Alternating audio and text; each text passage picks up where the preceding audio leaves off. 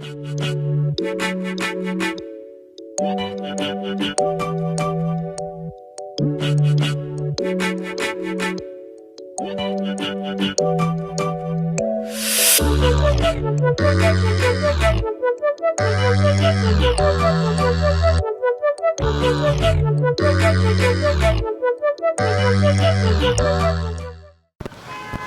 and welcome to today's edition of Vendors Corner.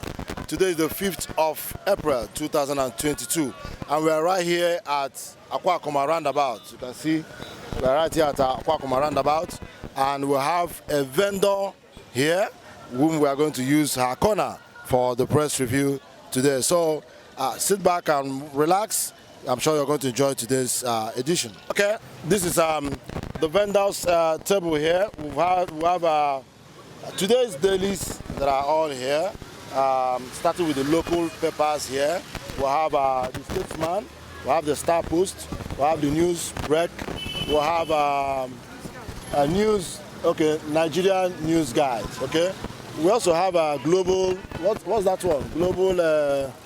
Global Star. Okay, that's the sports papers. We have Sporting Life, Punch Sports Extra. We have Vezim News and others. Okay, and then we also have national dailies here. We have a Daily Sun. We have the Nation newspaper. We have a New Telegraph. We have the Punch, and you can see the crowd of readers that we have here. So this is the Readers Society. Do you call them the Free Readers Club or the Pay Readers Club? Okay, but they are Nigerians and they are enjoying themselves, trying to update themselves with information, and that's how it should be. All right, I also have a gentleman with me here, Mr. Chikere, who is going to be analyzing issues with me here this morning. And of course, other people here too can also contribute when issues come up. They can also add their views on issues as we discuss them. Chikere, meanwhile, welcome to the program. Thank you. All right, so let's start with the news break. The news break is here. And the news break has a bold headline here. It says, 2023, I will lead PDP to victory. In that or not, Ngoforo. With a rider, harps on need for capacity, competence, track record. That's the news break newspaper with that caption. And it also has a gunmen raise Imo LG headquarters. Gunmen raise Imo LG headquarters. It has also another caption here. Police launch manhunt for fleeing attackers of Mbiri station. And Issa Alambano youth endorse Chiji Collins for another term. Mr. Chikere, let me come to this issue now. I remember that Chiji Collins was the former Speaker of Imo State House of Assembly. And recently he was in the news when he called his constituents. And a young man there, stoutly opposed him. And that led to the breaking of table. Remember the breaking of table incident? He poured away the cola nut and everything. And they caused a stir. And now this story says that the youths there are endorsing him for another tenure. So how does it connect? Incidentally, the man in question comes from my constituency. Okay. You know, I'm from Issa Alambano region. Okay. And he happened to be the former speaker. And from every indication that we have, he has gone for 2 terms now. By the end of 2023, he will be making it 8 years in the National State Assembly. Now, if he's going for the 3rd tenure, and he must play and show us his scorecard, what he has done in the last 8 years, even as a speaker for about 7 or 8 months. So you have to play. I don't know the youths who are endorsing him, but I want to believe, coming from that as one of his constituents, I think he has not really given us what it takes to go back for the 3rd time in the House of Assembly. But if he can come up with what he has done so far, I don't think it's a bad idea aspiring to go for 3rd time. Maybe as a former speaker who probably may have attained the crescendo of his service, one may say he has got the experience needed in lawmaking, maybe to go back for a 3rd term. Yeah, we believe, but as a number 3rd citizen in the state, I think if his aspiration should be higher than the House of Assembly, I think he should be appreciated.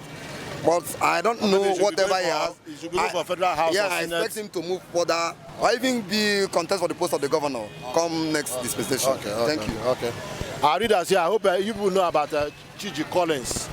If you have anything to say about the story. Criminal. He's a criminal. What is he coming to do for us? Speaker, and so what? What did he do for the people?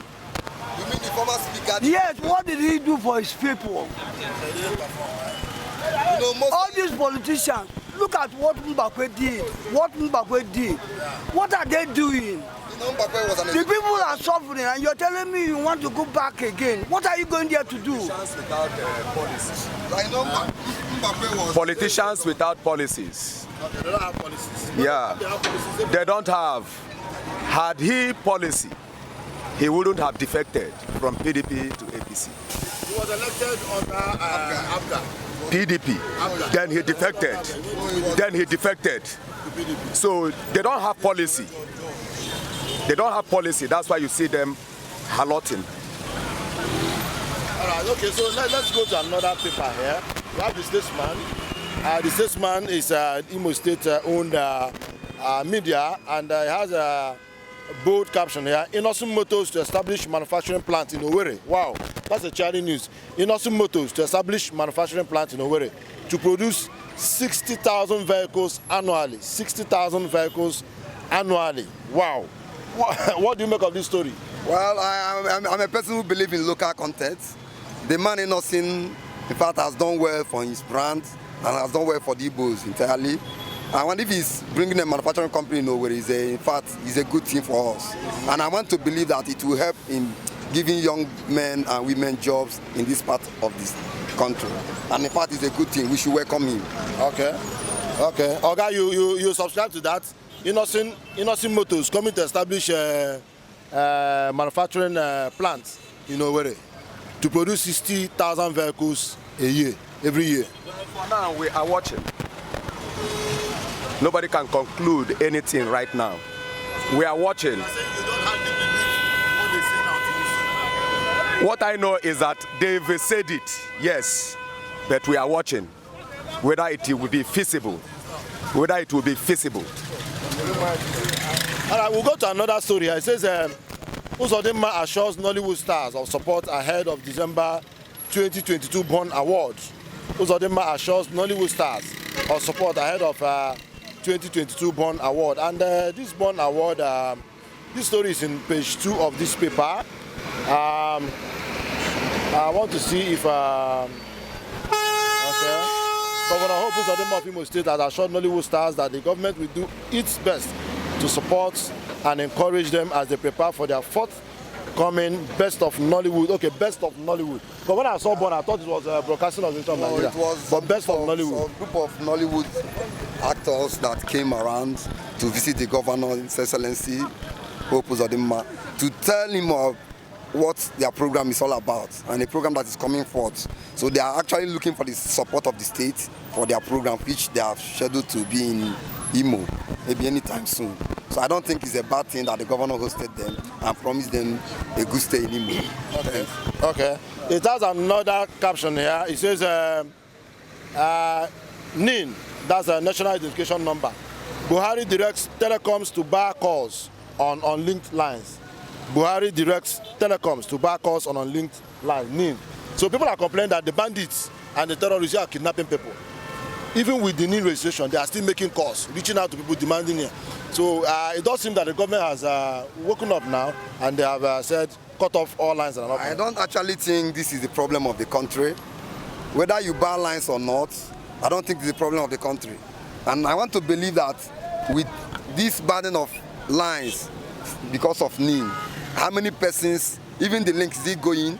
Some time ago, I tried linking my NIM with my number, and the response I get from telecom companies were not encouraging. So many persons are having problems with even linking their NIM with their telecommunication network. And it does, the deadline has been met. Okay, Oga, you heard what we read now. The federal government has directed that GSM lines that are not registered with NIN should be cut off. Do you think it can help salvage the security situation we have now? Because kidnappers are kidnapping and they're able to make calls and reach out to people. Well, the thing is that they have their own good reasons for doing that. Well, if it works, fine. If it doesn't work, we take it like that. That we've become accustomed to such things. All right, so let's look at the Star Post. Okay, we have a Nigerian news guide. Nigerian news guide here. This is Nigerian news guide, and it has this screaming headline here. It says, "Arrest Tunde Bakare now." Igbo youths tell DSS federal government. Arrest Tunde Bakare now. Igbo youths tell DSS federal government. Ethnic bigots in pastors' gap may face mob action anytime he steps feet on Igbo soil. That's a rider here. It says ethnic bigot on pastors' gap may face mob action anytime he steps feet on Igbo soil. And it's a serious one because they're accusing the pastor of ethnic bigotry. Here it says the story here. I'm trying to see that story. He used his pulpit to discuss. Page 4. It's on page 4. Yeah, I say for spewing rubbish against the Igbo nation and mounting a stumbling block towards the making of Nigeria's president of Southeast extraction in 2023. General Overseer of Latter-day Ruin Assembly in Lagos State, Pastor Tunde Bakare, has drawn the ire of Igbo youths. A number of youths who spoke to our reporters from across the Southeast called for the immediate arrest, interrogation and punishment of this warmonger to serve as deterrent to other ethnic bigots in his ilk. Specifically, the aggrieved youths called on the DSS and the federal government to punish Bakare into incarceration and have him pay for his unguarded inflammatory comments and insults to the entire Igbo nation. They claim that this pastor, Tunde Bakare, insulted the Igbo nation during his sermon over the things he said against the Igbos, and are calling for his arrest. What do you make of it? Do you think that call is justified? Those who are calling for that have their good reasons. I hope you get it. Tunde Bakare to say that is his own fundamental right to say whatever he wants to say. He deems fit. Yeah, but they say when your right stops, if another person's right begins. They say his right has infringed on that of the Igbos. Those who are calling for his arrest are not in the position to do that.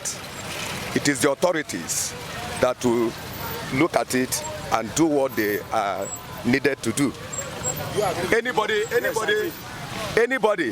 Anybody can raise up any concern he or she has about it, but it does not necessarily mean that federal government should go after him.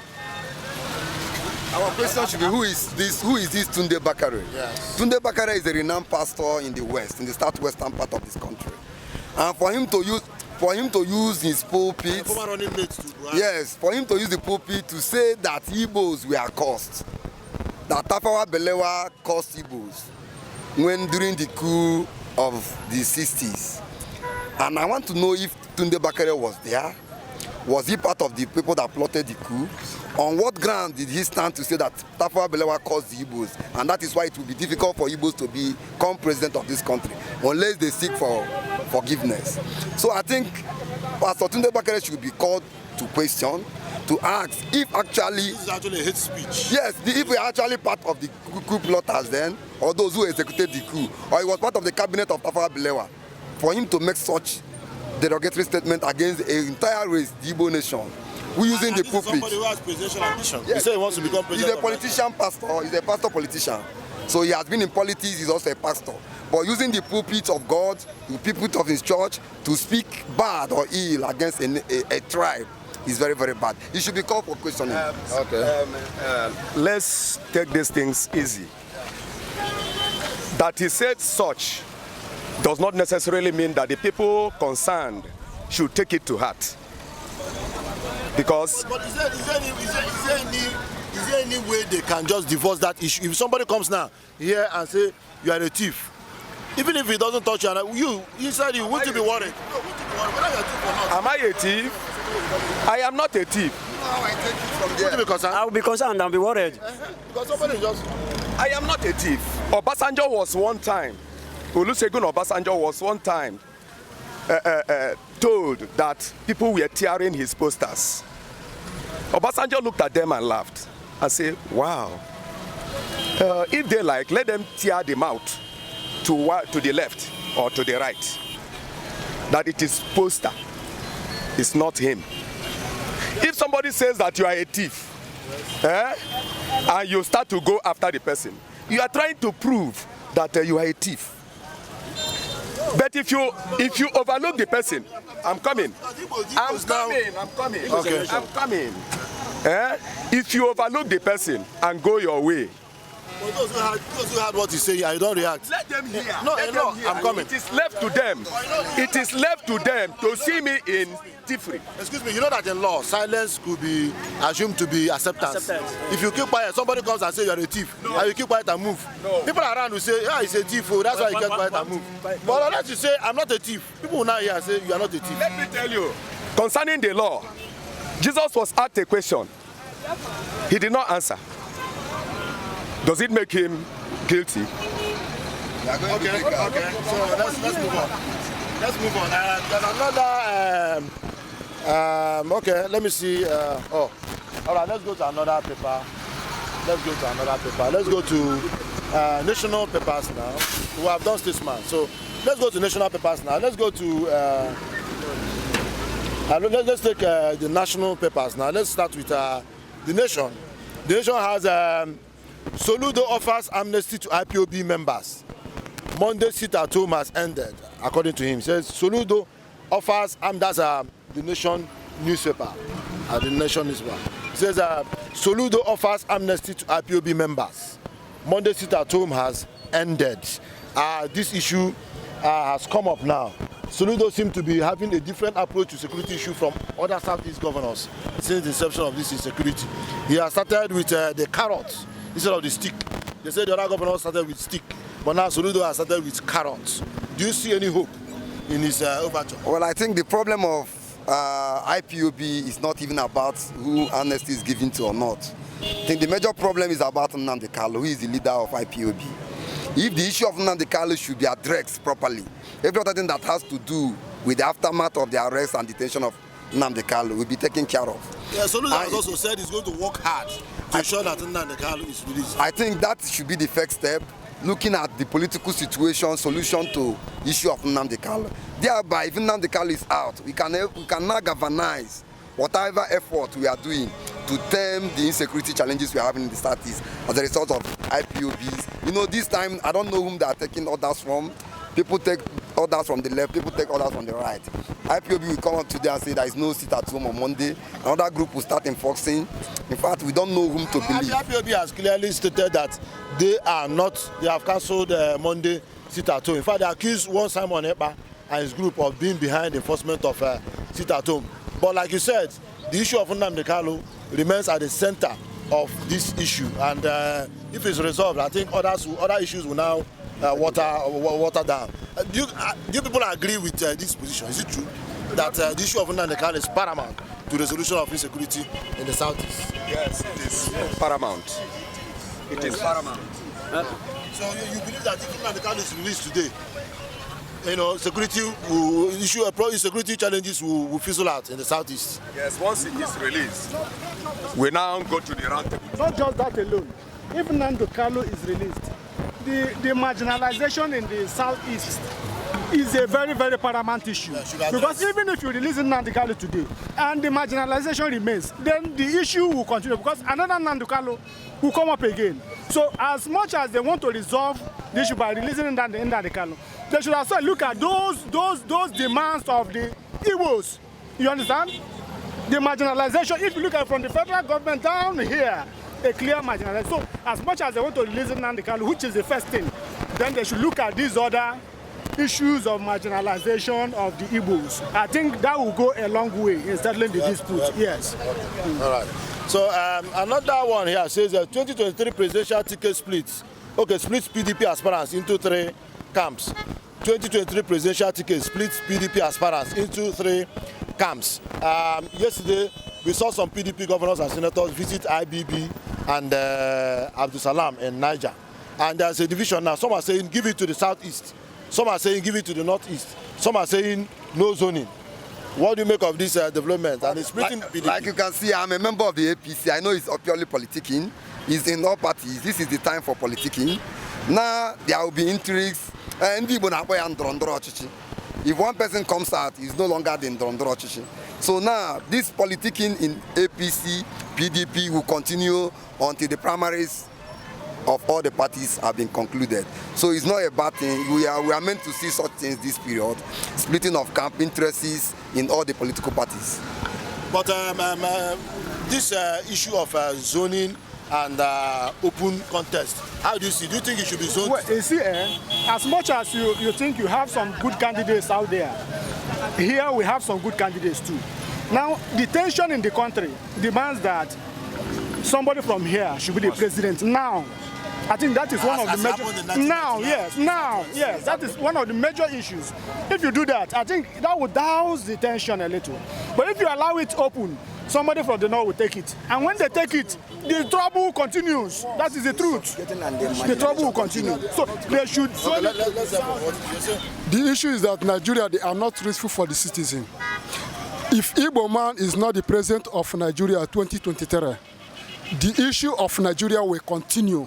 The problem continue. Look at the people, look at the masses dying every day, as if they are chicken, they are fowl, they are nobody owns them. Only the government will control everything. It's unfair. The presidency should go to the southeast. Not only the south, to Igbo man. Let the Igbo man be the president of Nigeria.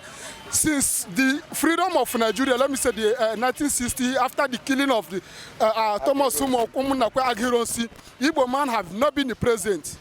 So this is our turn. Igbo must rule, or we should declare ourselves as the freedom of Biafra. Let me hear this man. Yes, my own opinion is that why Igbos are Nigerian, I wonder why everything about Nigeria is, if Igbo people are exempt from it. If they want this Nigeria to be as a country, as a one country, let this president of a team be given to Igbos to make it a nation. So without Igbos into the federal government, I don't think that this issue will stop. This problem will stop. So let the presidency be zoned to Igbo people. That's my own.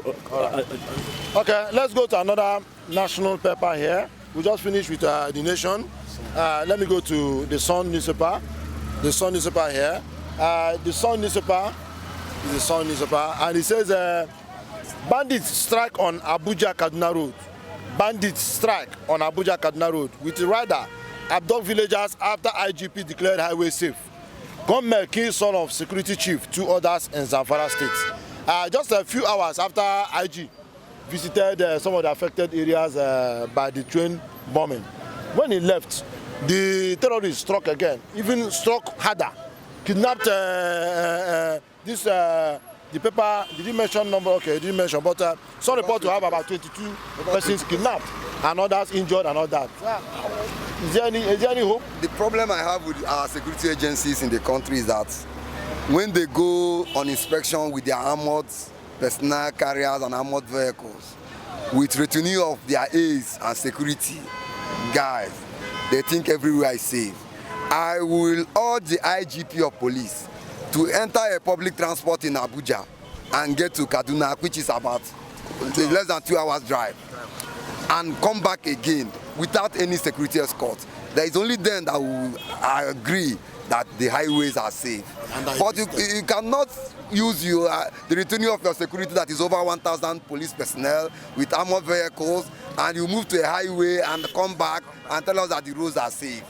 Those of us who cannot afford, who always go on public transport, when we are there, those militants and bandits know that you are coming with chance of security men. They are also afraid of death. They are also afraid of death. They don't want to engage in have a gun duel where they will face their fellow people who have the same weapon they have. But what of me, who have no weapon, who is just with my phone, moving on the road, who will secure me? So I want the IGP to move as an individual, leave the paraphernalia of his office, and travel on Abuja Kaduna Road. And after that, to come back and tell us that the roads are safe. And you see one thing, my brother. You see this issue of security and insecurity in Nigeria. We are the same people causing the insecurity. We are the same people causing the insecurity. Until the community people are made part of the security system. Now, most times when you say somebody robbed here, You come to the community, like I have been to River State, I have stayed there for over 20 years. When the insecurity in River State was on, now the army guys, the police will come. When they come, one old woman, you see one old woman, naked old woman will stay. We have not seen them at all, they didn't come here. Now, as soon as the police or the army leaves, the same people, she will signal them, they will come out again. Now, but when the communities engaged their own security, the vigilante, within 1 week, they flushed everything out. So there must be this community policing. We are the people themselves, because we know the criminals. As much as we tell you they are unknown government, but we will still, the community people will still know them. So there should be a way where the community should be involved in securing their places. That way to get along. Okay, you want to add something to that? Okay. Anybody wants to say something on that? Okay, let's move on now.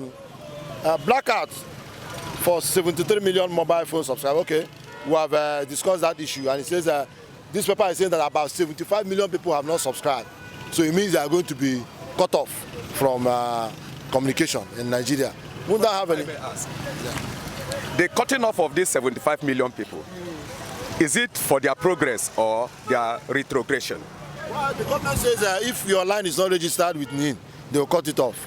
Are we progressing with that kind of policy or retrogressing?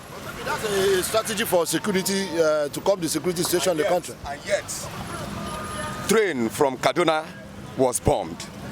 Maybe they don't want the train to bomb again. That's why they're doing that. For how many times? Okay, maybe. We are tired of all these promises. You see, we need tangible things. Yeah. Tangible things you can see and prove that yes, we are progressing, than to make promises. Another national paper here, the New Telegraph, is another national paper. It says, Sultan's Group, Catholic bishops berate Buhari APC. With a rider, government has lost moral justification to govern Nigeria.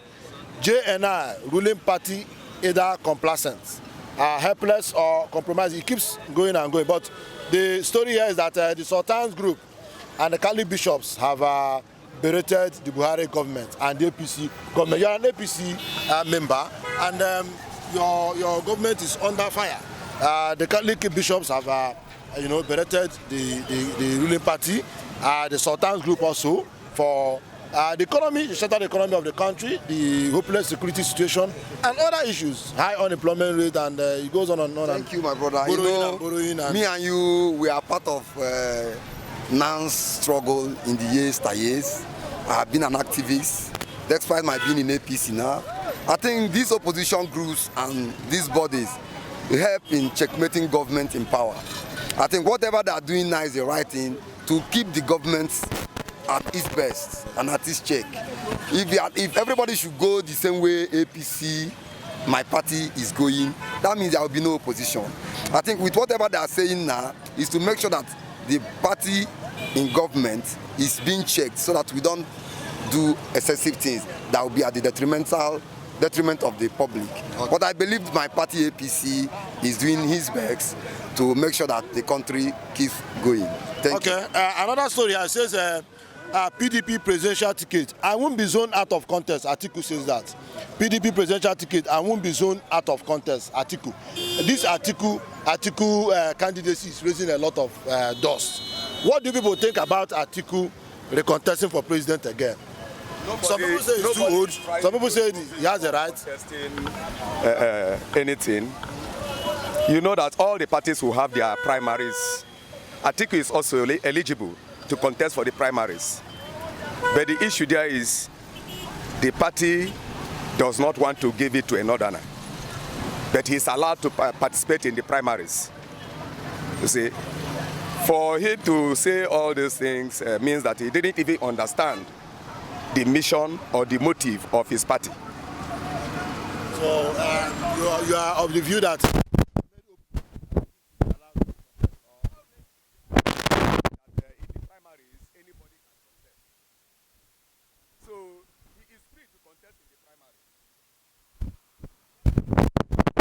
with Atiku contesting again? Listen, Atiku contesting is not a bad thing. But in my own view, as a traditional man, pure Igbo man, ọkụkọ ọṅụrụ mmiri ya hali bie eweli bia akpeli aṅụ mmiri. Yes, when I don't know how to explain it. Atiku, yes, there should be equity. Atiku, being I'm not a man, then to come and again after 8 years of the president, then Muhammad Buhari. Then Atiku will come from the same north to come and contest against the south. It's not good now. Then you should allow the south. And when you come to the south, the southeast precisely should allow to contest. And people are saying that all these times that Atiku has been contesting, the southeast has been supporting him. Now that it's turn of southeast, why is he not allowing southeast to contest? A hungry man is an angry man. Then allow the Igbo man to contest. Then there will be equity. But when you are the time about number of years, you cannot allow Igbo man to contest. And when Igbo man is in the helm of the President of the Federal Republic of Nigeria, you see a greater change. You see a change, you see normality, you see a change. People will be eating very well. People will be eating very well. There will be normalcy. Insecurity will end. So many things will end. You see enough food on the table. Yeah. It's the party that will determine this matter. You see, once the party zones it anywhere, once the party zones it to anywhere, that's where it goes. If APC zones so, that only should be formed by a certain. I'm coming. There are parties. There are parties. There are parties. You don't just talk of giving it to southeast or south or southwest. It is the party that determines this matter. Genti. Listen. The party has a manifesto. And if they follow their manifesto, they will determine where their candidate will come from. APC as a party. The last election, they said the last election they zoned it to the north, gave the Atiku. Now they say it's for the. Atiku is a member of the party, PDP. Likewise, others who are contesting too. You see? So he has one mandate. You have not got my argument. The argument is that they are saying that in PDP, the last election, that they zoned it to the north, where Atiku flew the ticket. Now that the party zoned it to the north. Yes, and Atiku, I'm coming. Now this election now, they're saying since Atiku got the ticket that time, he contested and lost. That this time around, they should also zone it to the south. It is the party that will determine it. This party you're talking about, is the party not a human being? Excuse me. Okay. Party or no party. PDP is a party. APC is a party. Atiku has gone there for 8 years during Obasanjo. Obasanjo from the south. Okay. Then Buhari is from the north. This late president is from the north. So I think and the military heads of state and all the whole military service chiefs, all of them are from north. So I think this time around they should allow an Igbo man, original Igbo man, either from APC, PDP, Apoga, or even that party or no party. Party is just a group. Party is just a name. Let them do it as a person, not even party. A person. Either from the PDP, APC, or anywhere at all. But all I know is let the president of Nigeria, if they want all these problems to be solved and to stop immediately, let them allow an Igbo man to be the president of Nigeria. And I believe there will be equity then. And all this corruption will at least will have a limit.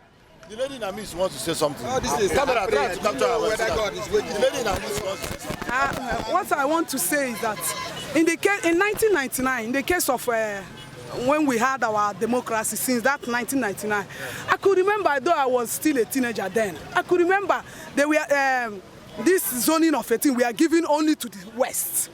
In the other party, you will see Olufala. In the other one, you saw Obasanjo there. At last, Obasanjo took it.